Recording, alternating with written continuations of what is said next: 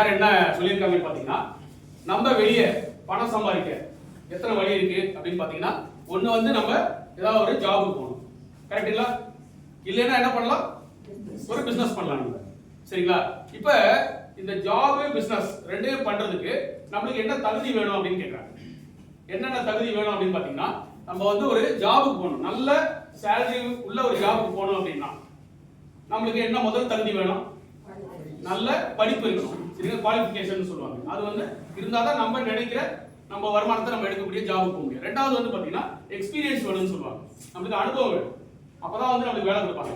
மூணாவது வந்து பார்த்தீங்கன்னா நம்மளுக்கு வந்து பார்த்தீங்கன்னா ஒரு டைம் கொடுக்கணும், நம்மளுடைய நேரத்தை கொடுக்கணும். எக்ஸ்பீரியன்ஸையும் வச்சுக்கிட்டு ஸ்கில்லும் வச்சுக்கிட்டு டைம் கொடுக்கலன்னா என்ன ஆகும், ஜாப் எடுத்துக்க மாட்டாங்க. ஸோ அதுக்கு ஒரு டைம் கொடுக்கணும், மினிமம் 10 hours நம்ம வந்து ஜாபுக்கு டைம் கொடுக்கணும். அதுக்கப்புறம் பார்த்தீங்கன்னா ஒரு இடத்துல தான் போய் நம்ம உட்காந்து வேலை செய்யணும், ஒரே இடத்துல தான் வேலை செய்ய முடியும், சரிங்களா? அது ஒரு விஷயம் இருக்கு.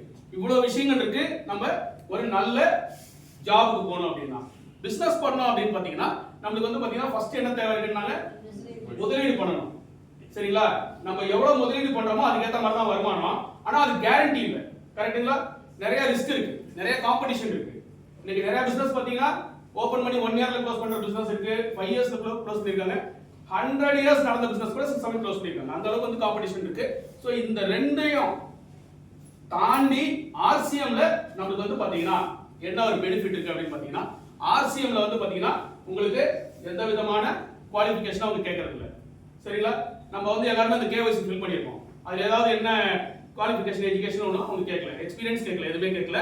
இன்னொன்று என்ன ஒரு பெரிய அட்வான்டேஜ் அப்படின்னு பார்த்தீங்கன்னா, உங்களுக்கு வந்து பார்த்தீங்கன்னா இந்த பிஸ்னஸை ஜாப்ல வந்து ஒரே இடத்துல தான் உட்காந்து பண்ண முடியும். பட் ஆர்சிஎம் பிஸ்னஸை நம்ம என்ன பண்ணலாம், நம்ம சென்னை ஃபுல்லா பண்ணலாம், தமிழ்நாடு ஃபுல்லா பண்ணலாம், இந்தியா ஃபுல்லாவும் பண்ணலாம், சரிங்களா? ஸோ அந்த மாதிரி ஒரு வாய்ப்பு வந்து பார்த்தீங்கன்னா நமக்கு வந்து ஆர்சிஎம்ல நமக்கு கொடுத்துருக்காங்க.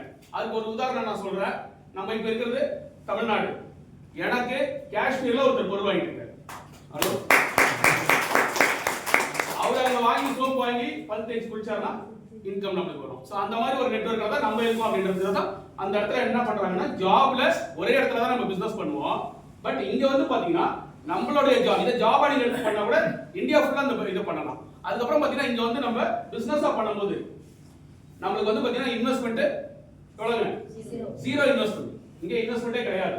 இன்வெஸ்ட்மெண்டே இல்லாம நம்ம எவ்வளவு வேணாலும் பணம் சம்பாதிக்கலாம்.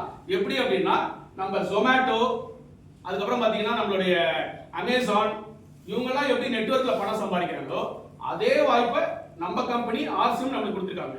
அதனால தான் நம்மளுடைய டிசிகே என்ன சொல்லியிருக்காரு, நம்மளாம் நீங்கெல்லாம் முதலாளி அப்படின்னு சொல்லியிருக்காரு, நீங்கெல்லாம் மாலிக் அப்படின்னு சொல்லியிருக்காரு.